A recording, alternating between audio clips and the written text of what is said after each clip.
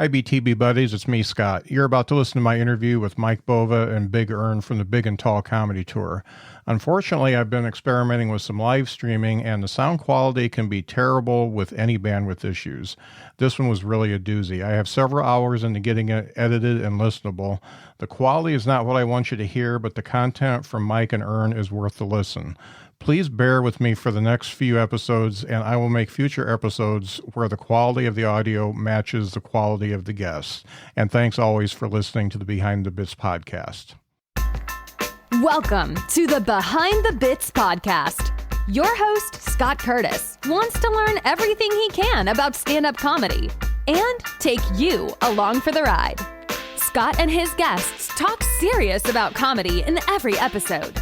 Behind the Bits will uncover knowledge from different perspectives on subjects such as writing and performing stand-up comedy, as well as booking shows and the comedy life. If you're thinking about becoming a stand-up comic, already in the comic game, or a comedy nerd, Behind the Bits is the show for you. Now, let's get Behind the Bits.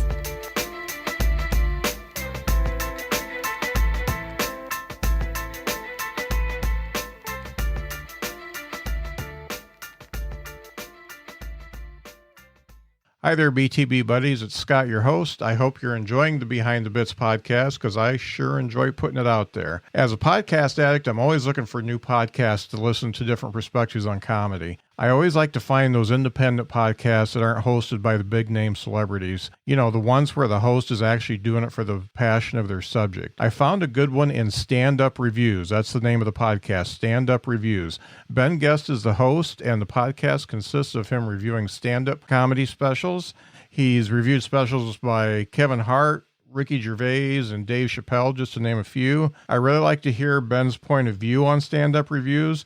I don't necessarily love all the specials that he reviews, but it's great to hear another opinion. Another great plus for this podcast is that it's not very long. You can listen to it on a quick car ride. All the episodes are about 15 minutes long, and they get right to the subject at hand. I listen to stand-up reviews on Spotify, but it's available on all the apps. Give it a listen and tell me what you think. Hi, Mike. How's it going? Good. Welcome to the Behind the Bits podcast, the most professional podcast in the world. Obviously, I'm shooting from my camera in Waltham, New York. So yeah, we've arrived. I never wanted to do video because look at my face, but everybody's doing it, so I just went in headlong. So now I do video and doing the talk show on Thursdays and stuff like that. So whatever. I'll go ahead and put myself out there a little bit. Well, you know what, too, with this COVID-19 thing, and the barbershops being closed, it's like, man, I need a haircut badly. Yeah, my wife tried to, take these, what do you call it, like the at-home razor, the cutters or whatever, and she tried to, cut my hair a little bit, but we only had, I want to say it was, there's numbers, right, like a 3 and a X number of inches, whatever, and so once you hit a certain point, you can't cut it any shorter. And so I go, do you have any more of the blades? And she's like, or the, things. And she's like, no, I lost them. I'm like, yeah, I guess we're going to have to go with the Amish look. So. Yeah, I've got shears, and I just, every couple of weeks I've been going at it. I don't think it looks great, but mine was getting like yours, except for I'm bald on top, and it was almost looking like a comb over. Right. So I had to go. Yeah, this is, I didn't want a mullet. I had one of those, I think back in the 80s, whatever. It was more like, Billy Ray Cyrus type of thing. But, I was an 80s rocker, so I had long hair. I had it loosely permed like Eddie Van Halen or whatever. But, it's going to be like that again if I don't get to a barber shop. Yeah, soon. No doubt. Man, what happens? So while we're waiting on Ern, we might as well get started. Normally when I talk to comics, I like to find out, first of all, when you started comedy. And I've been kind of looking at your history. It looks like you maybe started after already establishing yourself in business. Is that right? Well, what happened was I was doing a podcast. I was doing the Funny Business radio show, which I recently kicked back up again after a long hiatus because I was on the road. But I was doing the Funny Business radio show where I was interviewing comedians and celebrities. I had Dave Coulier from Full House on my show, Ed Asner from the Mary Tyler Moore Show. We did a couple of shows about autism aware. And then producing a show up in Watertown. this guy was producing a show up in Watertown, and I said, hey, cool, man, that's my hometown. He said, do you want to perform? And I said, yeah. Now, I had never done comedy, and I never told the guy I had never done comedy. So how it ended up is Bo headlined a show with Booty McCarthy. He was a semifinalist on Last Comic Standing, and my first set was 45 minutes. Wow. So I'm like, I'm either going to sink or I'm going to swim, and I treaded water. That's how I got into it. It's been about 8 years now. You know, it's funny. Almost everybody I talk to that has any kind of comedy success has been thrown into something that they weren't ready for and got through it. And it just seems like a common theme. So, yeah, people ask me all the time, like, how do I break into comedy? I said, write 5 minutes worth of funny stuff, open mic. Okay. Don't do what that was not a conventional way to break into comedy, was doing a 45-minute set. That was, people are like, how did you do that? Well, I had some stuff that I already thought about, like why America, quote unquote, runs on, and my philosophy was always, there's a secret ingredient in their coffee, crack cocaine. So, and not a lot, because it would cost you $80 for a cup of coffee, right? Just enough to keep you coming back. A little bit of this, it's a little bit of that, and here's your cup, crack, crack, crack, crack. Yeah. It's the Dunkin' dance. But I wrote a song about it called Dunkin', which I do musical parodies like that. So I already had stuff in my arsenal in my thought process about Tic Tacs or the magical breath mint. One Tic Tac can temporarily mask your close friend's chronic halitosis, right? Supercalifragilisticexpialidocious. And so there's been stuff I've been doing for years, man. That new stuff in there. Some of the from my original set, I still do. Going back, what gave you the idea to do the podcast, Mike? Did I lose Mike? Mike, he's talking to you. Yeah. Oh, we lost him.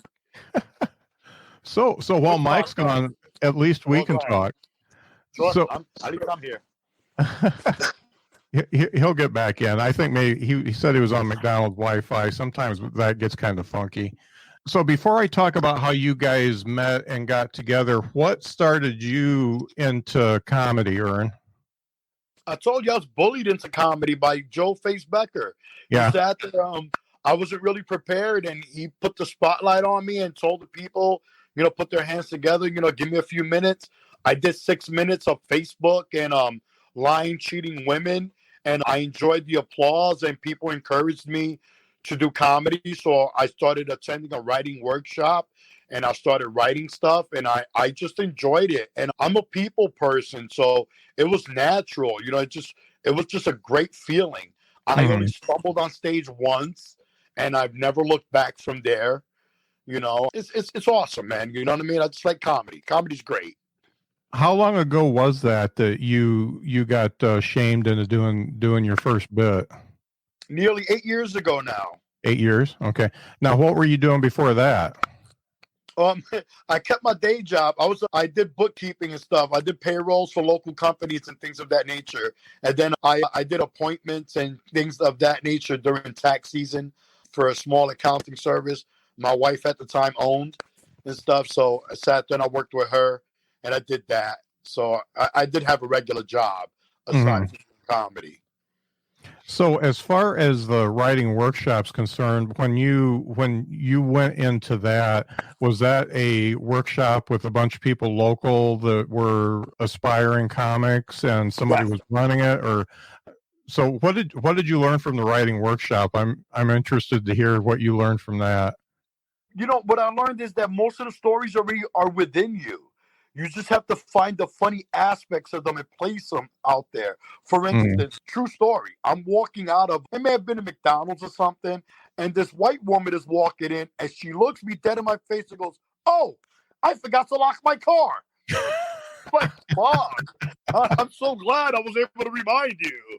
You know what I mean? Like, but it's just like how awkward it was that she stared me in my face as she said it. Like, I reminded her. You know what I mean? Like, oh, it's great, Oh, I forgot to lock my car. So it's just a lot of experiences. And then whatever you can find that's exaggerated and you can find it funny. If you can laugh at it, Scott, others will laugh at it. Yeah. And I mean, within reason, because there's insane laugh. There's some people laughing themselves, and this is crazy. Yeah. Well, Regular laugh. and there's also those things that were absolutely terrible at the time that you thought were maybe going to kill you, and after time they become funny. Yeah. So when we talked last, you mentioned that you were a New York comedian by the way of Arkansas. How long have you been in New York? I'm a New York comedian by way of Binghamton. I was making a point last time. You must have got it confused. I was making a point that you always get these. They always like to use credits. Oh, this is a New York City comic. Hey, they failed to realize that it's New York City by way of Arkansas. Okay. Understand? You know what I mean? Like, he just moved there a few months ago, and all of a sudden he's a New York City comic. No, he was a rancher 4 months ago. A ranch hand and shit, Yeah. So after this writing workshop and you start performing from there, when did you get your your first real gig? I got my first real gig from the beginning. My first job was my first gig was my first ever on stage was a real gig. Like, oh wow, I got gigs before I actually hit an open mic. You know what I mean? Like I said, I was lucky that I was a natural. It was just so simple. I never realized that your life experiences can be funny. It just depends on how you deliver them. Delivery is important, I learned, Scott. And every aspect of this comedy situation, delivery is very important. You know what I'm saying? So you sit there and some jokes could be it could be the just simplest of jokes, and if you deliver it poorly, it's gonna just be a poor joke. Yeah. You could take an age-old joke and repeat it today. That's over 100 years old.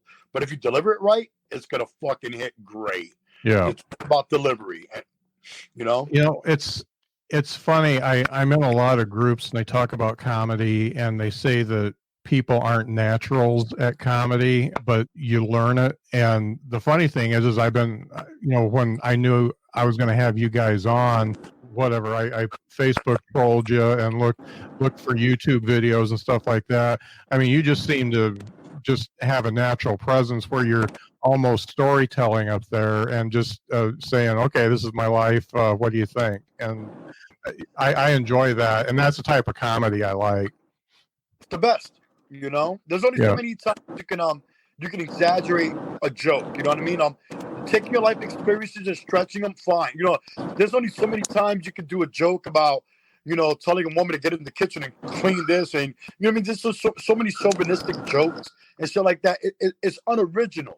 And that's the problem with people being unoriginal. Like when we talk about clean comedy, people want to insult people like Jim Gaffigan and stuff like that. Gaffigan's a natural. Comedians, when I love when comedians have a forum and they want to talk about disliking Adam Sandler, his movies, and then they want to talk about and they want to tear down every one of his movies. How bad could his movies be if all you motherfuckers seen every one of them? Yeah. You know what I mean? And now you're criticizing them. You know what I mean? Like, how stupid do you look? You've seen every one of his movies and you want to tear them down. However you make it, you make it. As long as you're not stepping on people, then if you make it clean, no matter what kind of comedy, there's somebody who's going to like it. And if you get enough of those somebodies, then you'll do well as a comic. But you gotta find that group of people that are into it, and then get yourself out there, and then you become a draw, and it just goes on from there. Absolutely, man. Absolutely. So it looks like Mike got on, but he's a little bit frozen. That's okay though. He thinks he's pretty. That's his move. He wants you to look at him. He's diva-esque. Them damn fucking devices and shit. But yeah, he's got some new technology in the works and stuff. He won't have these issues from now on and stuff after today and shit. So I encourage him to get some new technology, because I told him you're only as fast as your slowest device. Yeah. You got to get new technology,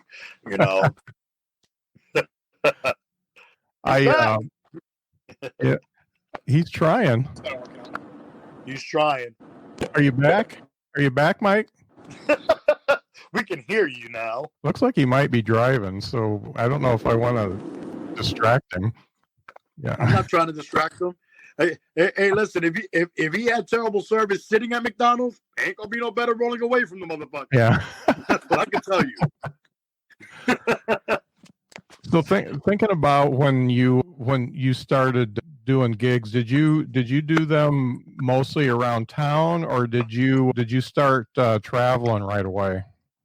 I did them all around town, locally and stuff, because I didn't know about the aspect of how to get booked out of town and stuff like that. So what happened was, I started doing open mics in different cities. We started going to Ithaca and Albany and Buffalo to do open mics and stuff like that. And so then on top of that, I started getting in competitions, like in Syracuse and Utica and stuff. And you start to get yourself known like that in my book, because of the fact that I went to those cities and I don't know people in those cities, and those are popularity contests. So if you come in the top 3, that means you beat out 7 other people from that city who actually bought people to support them. Yeah. Yeah. And so I like that aspect.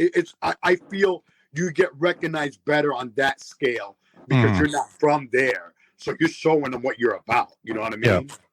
And that's what I'm about, showing you what I'm all about. It's funny. I did a comedy competition like you just right before lockdown. I think it was either the latter part of February or first part of March. I did it, and it's exactly what you said. I went to Grand Rapids, which is a couple hours from me. And everybody brought their friends. I didn't even place in the group that I was in, but a lot of people came up to me and said, "Hey, you're good. You need to keep it up." And things have happened since then. And I wasn't the crowd favorite, but everybody who came for somebody else came up and said that my set was really good. So that was enough justification for me to keep going. Right. Yeah. Like Mike, Mike, the very first time he was on stage, he sat there, he knocked it out for as long as he did. Some people are natural and some people just aren't, Scott. Yeah. You know what I mean? You get some people, we've been traveling and we'll have people open for us and stuff. Oh, this guy's been doing comedy 20 years. Really? Whoa, I couldn't tell. And I don't mean to be a dick. When I say stuff like that, I just expected better stage presence, like you say. You know what I mean? Like, we did a show and the guy was hosting it and he didn't even realize the microphone wasn't on. People yelling at him and he thinks they're yelling at him because you can't hear you. You don't know the microphone's not on, bro? You know what I mean? So yeah, life is funny in every aspect of comedy. People think I'm very arrogant, which at the end of the day I am. Because I'm very confident in my skill set.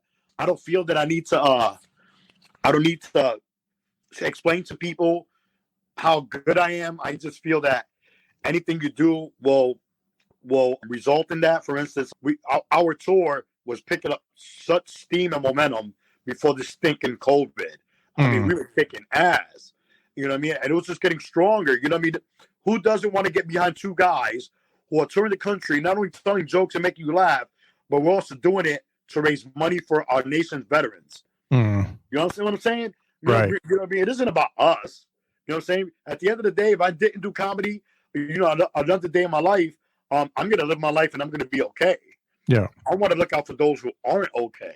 You know what I mean? It's sad that these guys, they strap up this equipment. You sign up, you get shipped to a country where their goal is to kill you at every turn because they don't fucking want you on their soil. And you got to live with that fucking fear every day. Then you finally get back here after being stuck out there 18 months, 22, depends on who you are, depends on what your action is.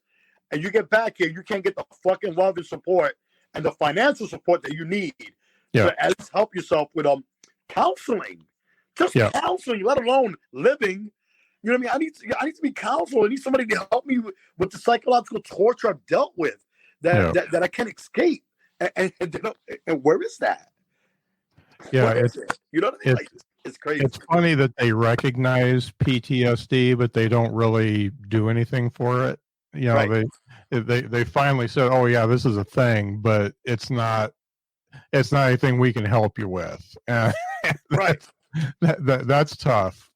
It My is. son's best friend was a Marine, and he spent some time in I think it was Afghanistan. And it's funny, he came home and he said, I did all this stuff for the Marines, and he re-upped once, I believe. And so I think he was in for 4 years, and he came back and he said, I learned all this stuff, but I learned how to kill people and keep from getting killed. That's all I know. So the only thing I can do is really be a police officer, So he did that. He did that for a while, and he's finally decided, yeah, I'm just going to go to college. And so he's using that GI Bill for college. No, good for him. And at the end of the day, you heard what he said. He said that all he knew how to do was kill people, and and so he thought he'd become a police officer. And then that's a sad thing, because at the end of the day, being a police officer is a lot more than shooting a gun. You need to sit there. You need to have social skills, and if you don't have social skills, you're not going to do well on the street as a police officer. Yeah, you won't know how to diffuse situations. You only know how to be aggressive. Yeah, and it takes a lot more than aggression to be a police officer. Yeah. You know what I mean? In the state of Michigan, in Ann Arbor, Michigan, to become a police officer, you need 2 years of sensitivity training, like at some local place. You got to take the special testing and grade so much. You have to know how to communicate with people and be sensitive and all this extra shit. So yeah, there's a lot involved in being a police officer. It's just whoa. And it's sad that even to this day, though, even with all those things, and I imagine Ann Arbor is the only place that people that's still killing people. Like, jeez, you have the gun. You are armed. You good. You ain't gotta shoot nobody, bro, until you're shot at in my bar. Right? Yeah. No doubt. Yeah. Fuck, dude. Yeah, it's the country's is in a bad spot, and it's not getting any better as far as that's concerned. Hey, I'm quarantined. Oh, for the record, Scott, went to the doctor yesterday, clean bill of health. I lost 21 pounds during the quarantine. I am kicking ass. Holy cow. That's great. That's what I said. I'm shocked at myself. I thought for sure I put on weight, but I didn't. Well, I know I was starting to put it on, so I'm really watching what I'm eating, but I've got food and I've got no gym membership because I can't go to the gym, and I'm in Indiana. It's been pretty shitty weather here until this week. It's starting to get nicer, so I haven't been able to get outside. So I went back to intermittent fasting. It's tough. It is. It is. It's tough. It's tough not eating in the middle of the night. I sleep at all hours. Like yesterday, I fell asleep at 6 p.m. Woke up at 2:30 a.m. up till 6. Here I am at 2:30 a.m. Eating rice and beans. With fucking bananas. With plain and shit, having a meal. Yeah. At 3 o'clock in the morning and shit. Mike, you're back. Well, you know what, man? I'm in one of the most rural places in New York, in Lewis County. There's only like 9 cases of COVID. Of course, it's like 9 people in the county, but it's one of those. It's like Lewis County, New York, population 9. All right. So, oh God, 9, huh? So let's talk about how you guys met. How did you guys hook up? Ern, you know the story better than I do, man. I put the word out there. I needed someone to open up for me doing this fundraiser. So Ern answered the call, and we've been connected ever since, man. Yep. And how long has that been? 3 years. About 3 years, right, Mike? Yeah, we're starting our 3rd year. We started the tour January, 2018 was when we started. So yeah, this is going to be we're starting our 3rd year, and it's been great, man. I mean, it's diverse. We tell people all the time that we're not politically correct. Yeah. And I don't think people want politically correct at a comedy show, right? So we warn them. We're going to say some things that are going to offend you, but at the end of the day, we love everybody, no matter what race, religion, or gender preference. Mm-hmm. That's right. One thing that really interests me about you guys, I don't know if you're familiar with the team of Tom Dreesen and Tim Reed, but Tom says they were the first and only black and white comedy duo, and they started in the 60s, and they did like Chitlin Circuit and stuff like that.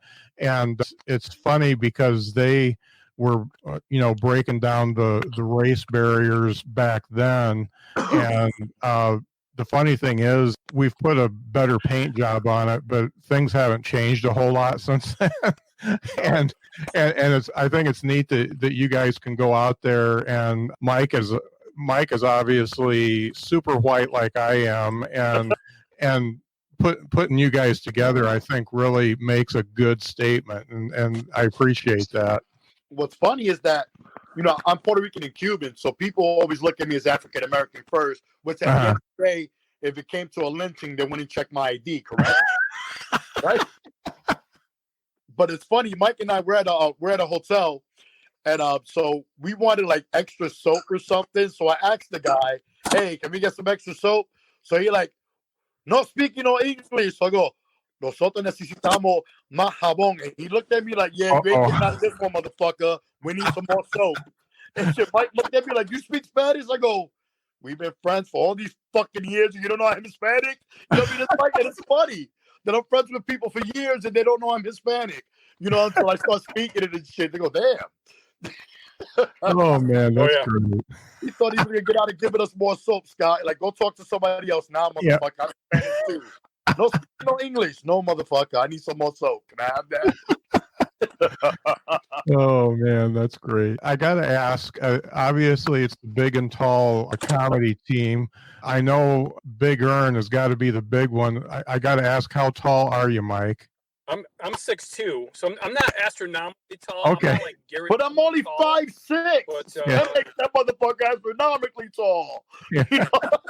But I mean, I look at pictures. I took pictures in Niagara Falls with my cousins in Ern, and he was about the size of them. I look like freaking Gulliver, I look like freaking Gulliver from Gulliver's Travels, man. It's like, what? These guys are like little Lilliputians or something. What the frick's going on, man? I'm pretty tall. Compared to normal people. My mom was 4'11" on a good day. Okay? Oh wow. My dad 5'5", 5'6" on a good day. People are like, "Where'd you get your height?" I'm like, "Well, the insurance guy, the milkman, the postman, we're all tall. I'm not sure. Take your pick." Oh, no doubt.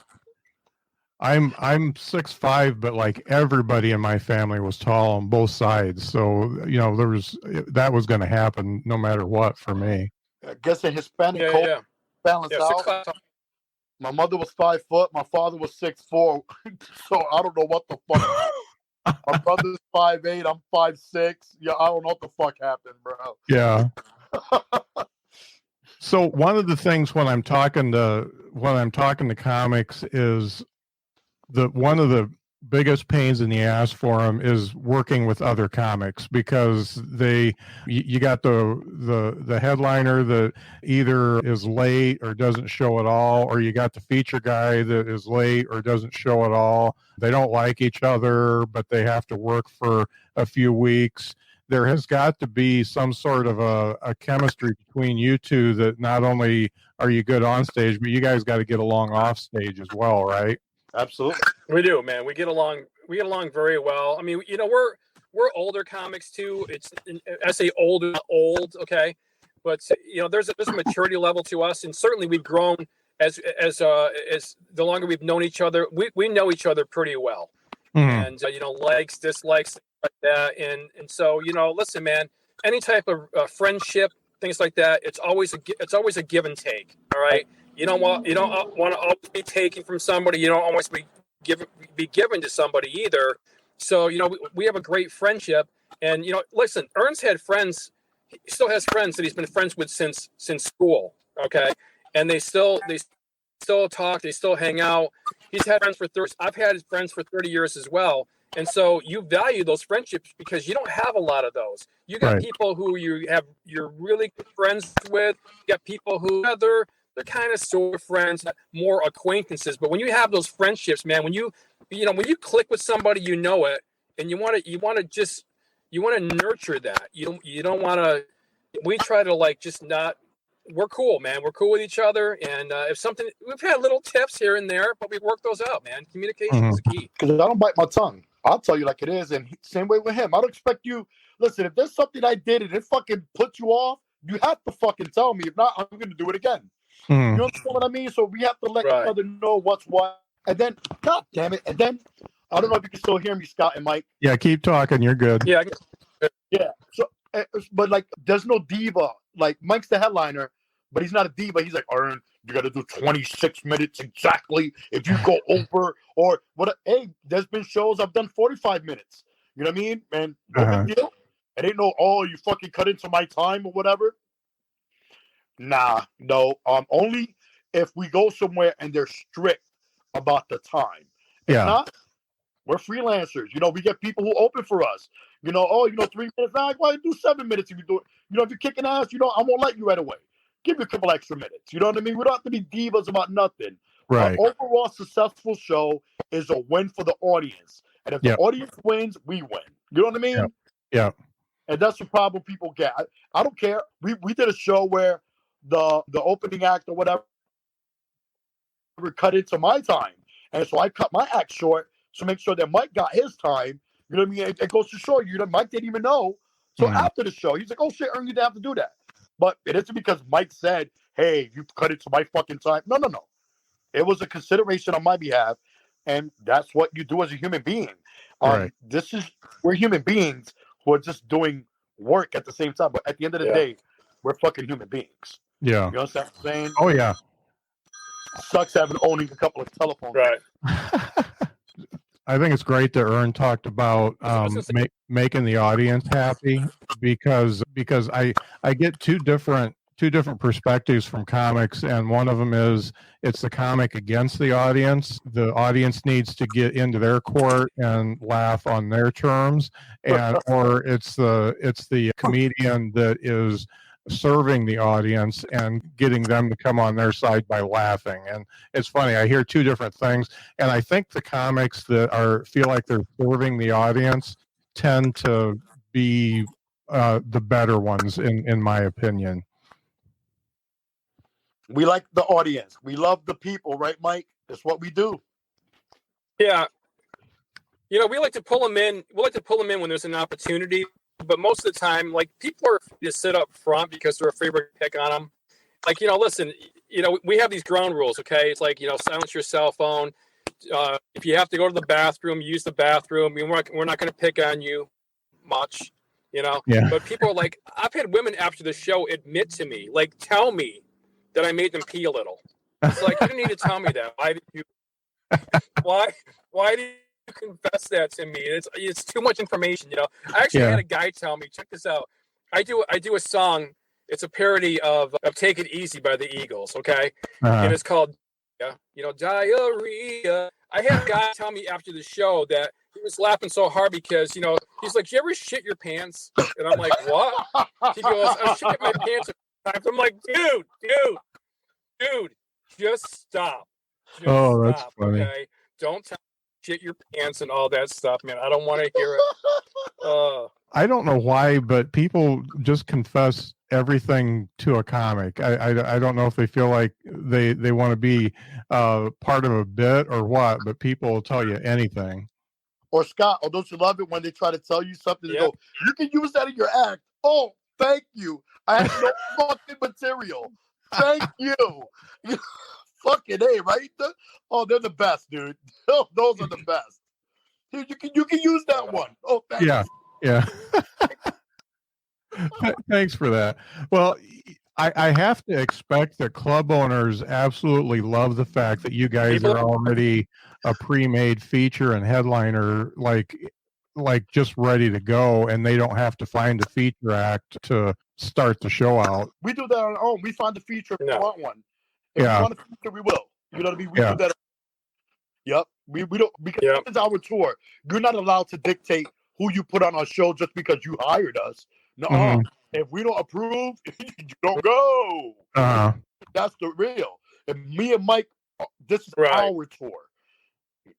Yeah. Ours.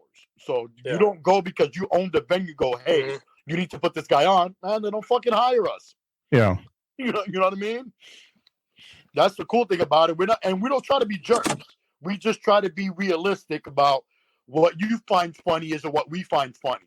So let us find our own guy to complement what we're working with. Right. Yeah. You know what I mean? And you guys have been doing it long enough. You probably know people in most of the areas you go that are ready and willing. There's a few good comics we've worked with that we would love to work with again, and there's a few that I'm okay forgetting. Yeah. Nothing personal. They just weren't conducive to what we had going on. I don't like doing a show where it's slow for the first 15 minutes, and here I am, got to bring you back from the dead, literally. Yeah. You know what I mean? Like, you know, but it's cool. I'll do it. But if you're a pretty decent guy and I'm giving you 7 to 10 minutes, knock it the fuck out the park. That's like, you know what I mean? Like you're opening for Kevin Hart. This is your moment. Yeah. You're opening for fucking George Carlin. This is it. This is your time. You know what I mean? You know, if you want us to pass the word along, because people will ask you, oh, what about this guy? Be like, oh, well. And they go, well, thank you.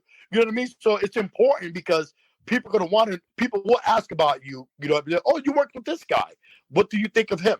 It'd be like, well, you know what I mean? So you have to give us something to have to give. You know what I mean? It has to be desired. You know what I mean? That's all. Hey, I thought, you know, you opening for the Big Ern Comedy Tour was a privilege in a sense. You know what I mean? You know, you get 10 minutes off the top, off a packed house at most places. Yeah.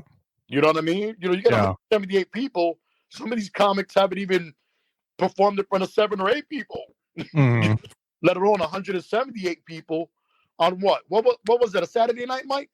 We were in Mount Union? Or was it a Friday night? Thursday? I don't know. We picked up the gig in the last like 2 weeks, Scott, and it sold that many tickets, and they had people away from the door, literally. People coming to the door still. They go, look, can't let you in, man.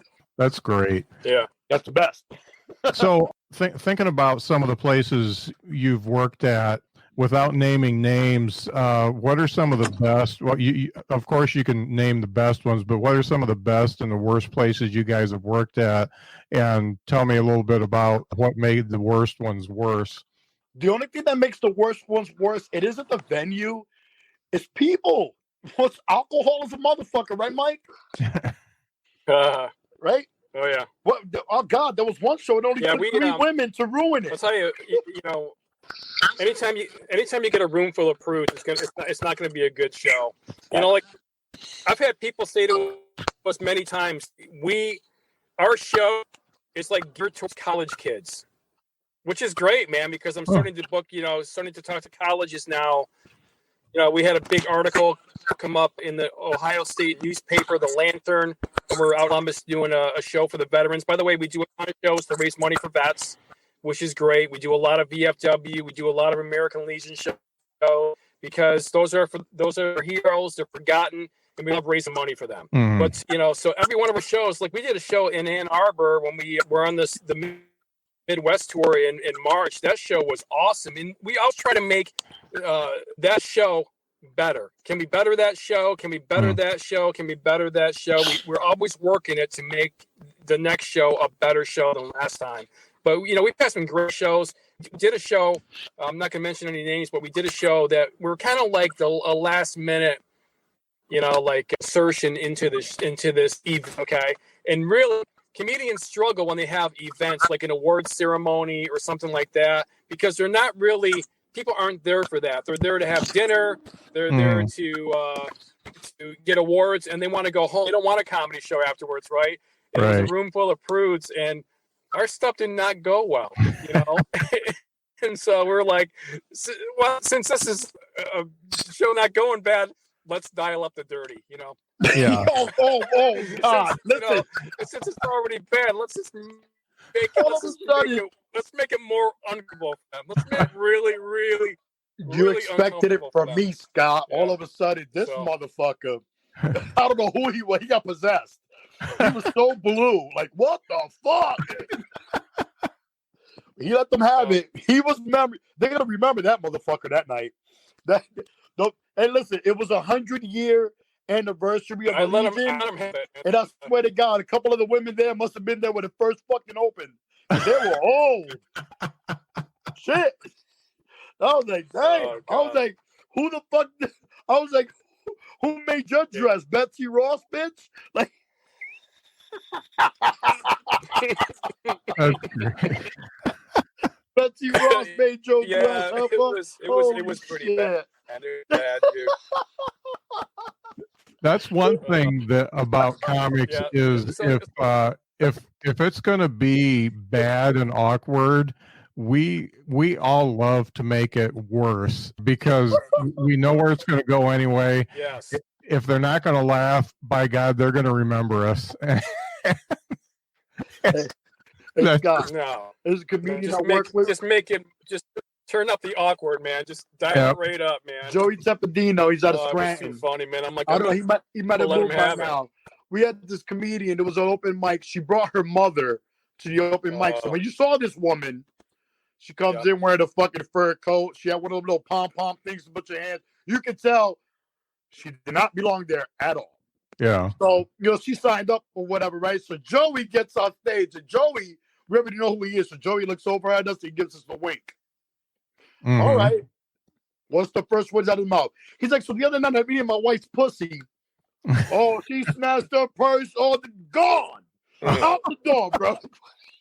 but I knew that she was a prude. I knew it. I'm like, why did you bring your mother here? No Why? doubt.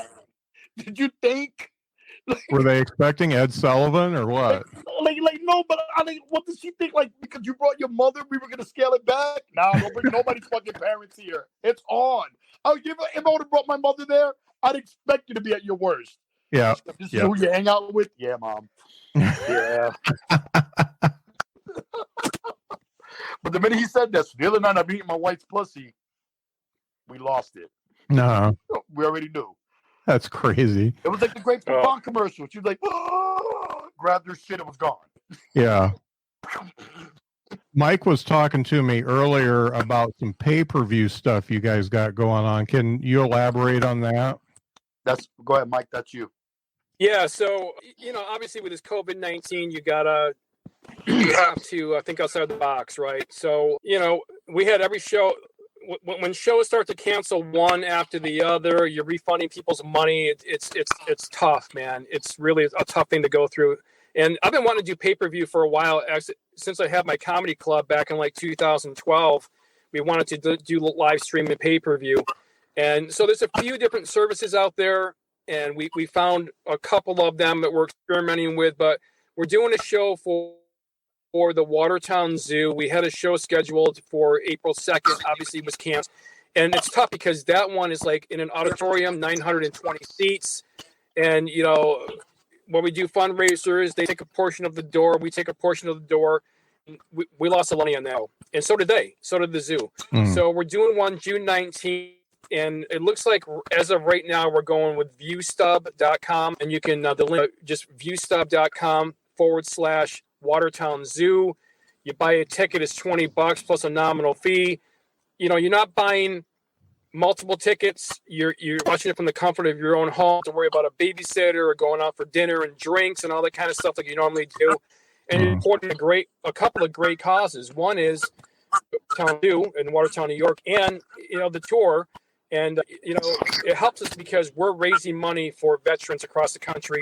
And believe me, expenses, hotels, food, gas, our tolls. That is no joke, man. When I say we got expenses, we got expenses. So that helps us get out there to more and more venues, VFWs, American Legions. Yeah. So again, viewstub.com/Watertown Zoo. And you can watch it anywhere in the world. I've got connections now in India. I'm going to get the word out to people in India. They want us to come over there and tour. And people are like, I told them today, people are like, you mean like, is India New York or India Indiana? No. We're talking the country of India. Yeah. So, and I always thought if we go international, probably the first country we're going to go to would be Canada. That would be a natural progression, right? But Yeah. I'm looking at booking about a dozen in India.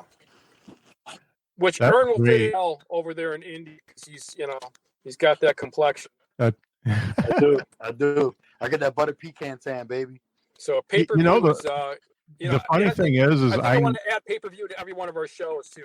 yeah, that's great.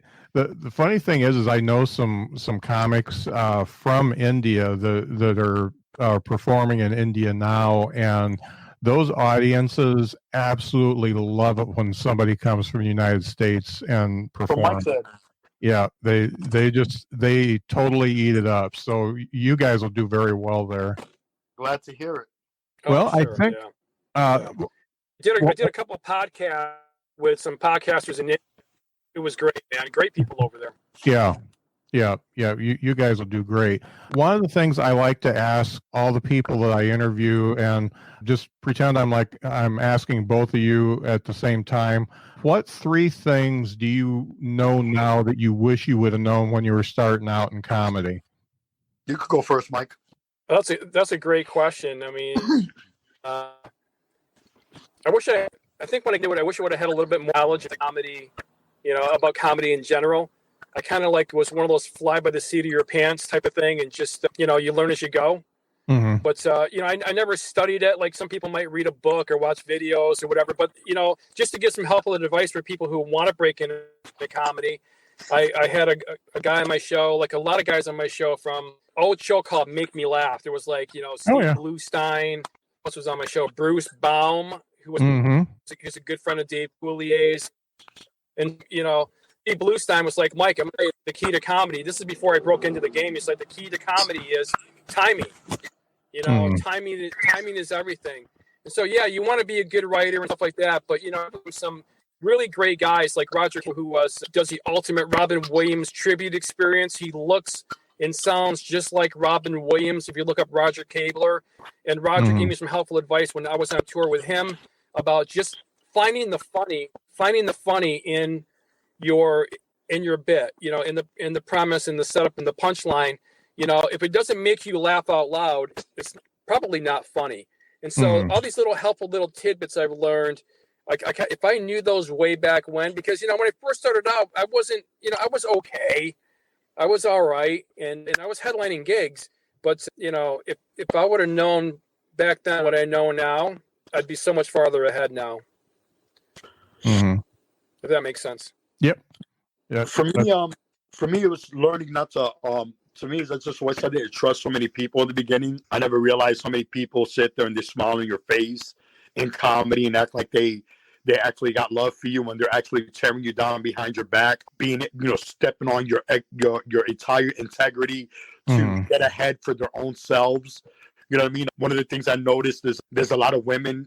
Not a lot, but there's I know a couple of women in comedy now who really aren't funny, but those comics and these promoters will tell them they are for the attraction, of sleeping with someone.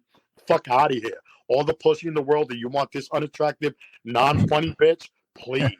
I mean, that's what happens when you hang around somebody too long. Somehow maybe something. You know what I mean? So it's just the dishonesty. I never realized the dishonesty and the dramedy in comedy. You know what I'm saying? There's a lot of haters that not realize that. You know what I mean? So, but it is what it is. At the end of the day, if you can have a thick skin, like I have thick skin, Mike's got thick skin, I can care less what you have, man, to say about me. At the end of the day, if you are exercising your free time talking shit about me, then you ain't got better shit to do in your fucking life now, man. Yeah. Talking about Big Ern's fat ass. You ain't got better shit going on then. I'm good. But the dishonesty and the disloyalty is the one biggest thing that I would have learned not to put my trust in certain individuals. Not that they really destroyed anything. It's just the whole fact I just hate the dishonesty in anyone. It really would ruin anything we have in the future. Yeah. You know what I mean? So that's my problem. So, but I learned a good lesson. You know what I mean? Me and Mike, we got this. You know what I mean? We're going to be a good duo for a long time. We got a lot of good things coming up. Remember, I told you he and I have been working on the mashup and things like that. We're gonna kick ass, man. The Bigger Talk Comedy Tour is stronger than ever. After this COVID, it's over. The Corona better watch it. Big fall coming through, baby. Shit. That's great. If people want to find you on the World Wide Web, what's the best place for them to go? Sadly, for right now, for Big Ern, it's Facebook. But if you go to Big Ern's page, Big Ern's got Big Ern COVID masks on sale right now with shipping. I saw those. You like that, Scott? Hey, Yeah. brother, you holler at me. I only got a limited number. I think I only got 25 coming. I only got like a limited number. I'm letting people. I got a couple of pre-orders already. You want a Big Ern COVID mask? You holler. You go to Big Ern's page, Big Ern's Roundtable of Comedy. Yeah. Okay. Excellent. You know what I mean? Big and Tall Comedy page with me and my man Mike Biggity Bova. And I'll put links up for your pay-per-view too. And both of you guys are going to be on the talk show tomorrow night. So it's going to be New York versus Chicago. Yeah. 2 Chicago guys and 2 New York guys. So this will be fun. Nice. Yeah. Well, I really appreciate both you guys being on the podcast. It was really nice getting to know you. And now I've had everybody on the podcast that's going to be on the show tomorrow night. So I know y'all a little bit. So that always helps. Fantastic.